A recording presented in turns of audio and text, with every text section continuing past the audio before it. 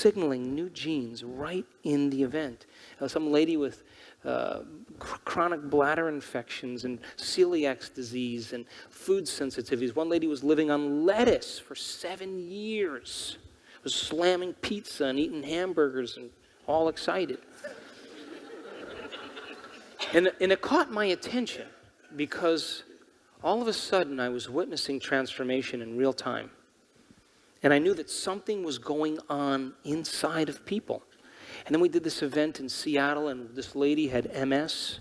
She was in a wheelchair, and she got up after her meditation and walked across the front of the room, unassisted, feeling back in her legs, signaled the gene right in the meditation before the experience. She wasn't waiting for something or someone to heal her. She emotionally embraced the potential in the quantum field before it was made manifest, and she intentionally selected that outcome. And when you combine a clear intention with an elevated emotion, you move into a new state of being. And she knocked on the door of the cell with an amplitude of energy that literally began to program the gene, turned on new genes and turned off old genes. And then we had another event, and another lady with MS from Texas, believe it or not, got feeling in her leg. Now I was totally absorbed because I knew on some level we were making a difference in people's lives. So then I started thinking we should measure this stuff. So we brought in a team of neuroscientists and quantum physicists, and we partnered with Heart Math Institute, and we started teaching these advanced workshops. And I can tell you from experience that people just like you are doing the uncommon. They're doing the miraculous.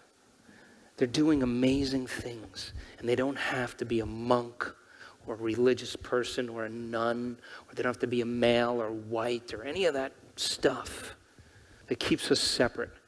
They understand that there's an intelligence within them that's giving them life.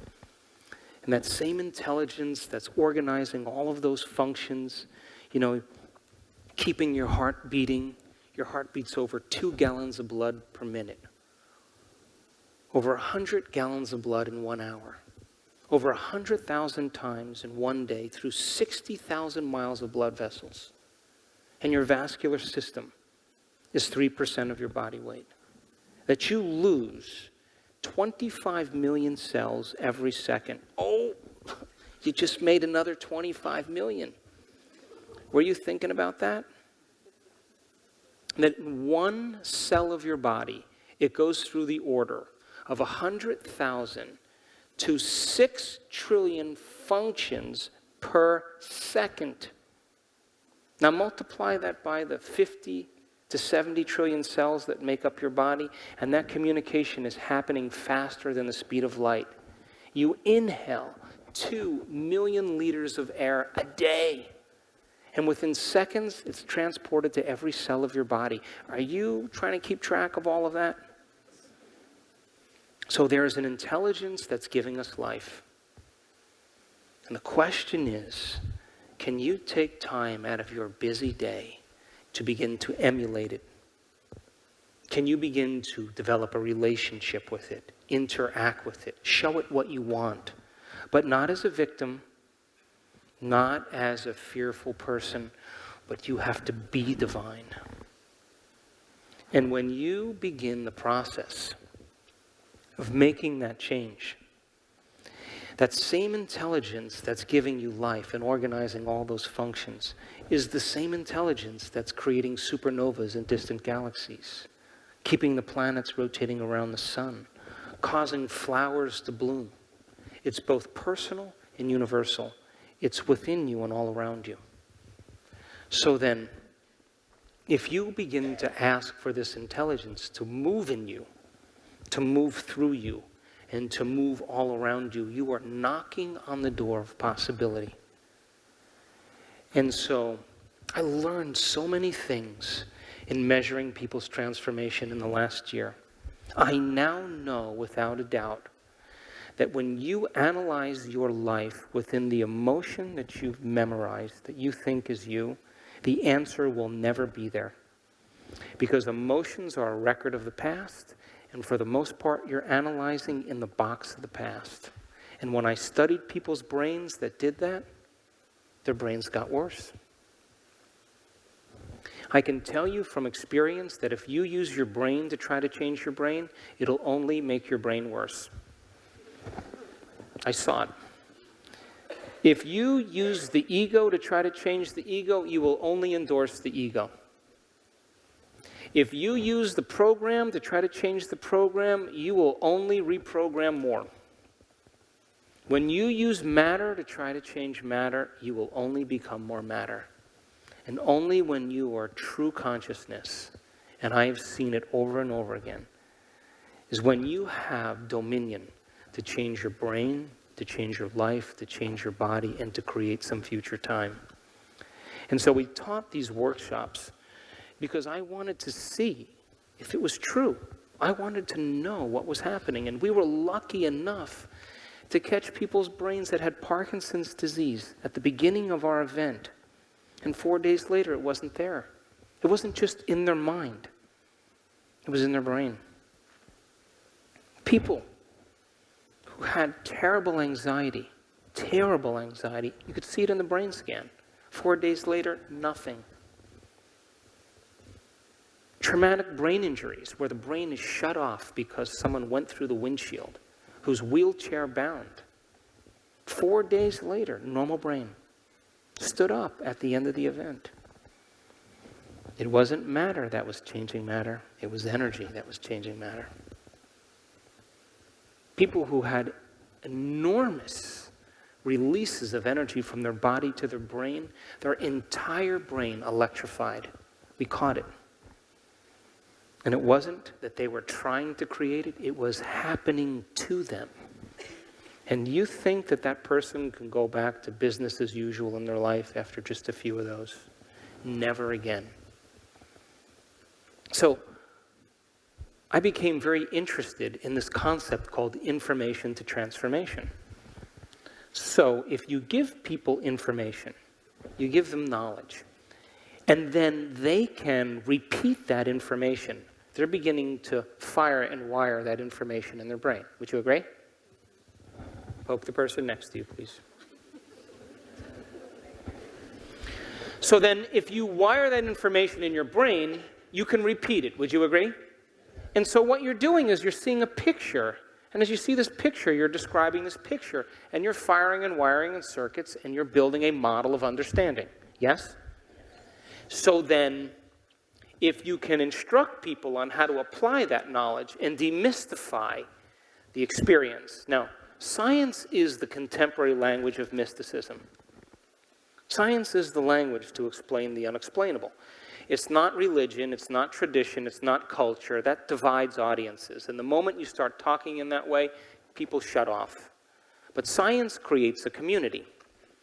So if you make science simple enough, where you learn a little bit about yourself, a little bit about the brain, a little bit about genetics, a little bit about how you function, a little bit about your chemistry.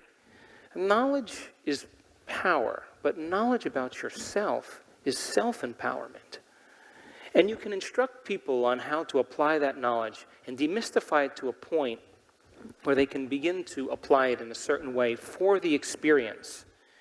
And that experience produces some type of transformation. If you could measure that transformation, isn't that more information to teach transformation? Come on, and if you then measure that transformation, you gather more information to teach transformation. And you begin to close the gap between knowledge and experience. And that's what we did this last year. And the beauty behind all of it, and the most humble moment for me, was seeing people actually experiencing their true potential. And I really have no interest any longer in doing keynote presentations, or I'm not really thrilled about conferences. And I want to be with people that want to do it. I want to be with people that want to actually apply this.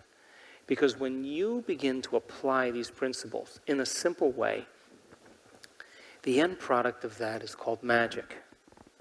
And there isn't a person in this audience that's so special to be excluded from this equation. That we are creators, that's who we are. And so, this weekend, this tiny little weekend, one day, to retreat from your life for one day, to remove the constant stimulation that reminds you of who you think you are, to no longer see the same people or go to the same place and do the same thing at the exact same time, to give your brain a break and your body a break from the re-identification of your world, long enough to learn new information, and then wire it in there and then have the experience. And when you begin to repeat the experience enough times, you begin to develop a skill. And we saw that in our advanced group, that most people, in order to change their brain state in the United States, it takes about 1.5 minutes to 2 minutes for people to alter their state. That the average time for our students is under 1 minute. And some people do it in 4 seconds, and 5 seconds, and 9 seconds. Now, that's not like a race. Hey, look at me, I'm getting to the divine before you. But it told me one thing, that it was a skill. And the more you practice it, the better you get at it.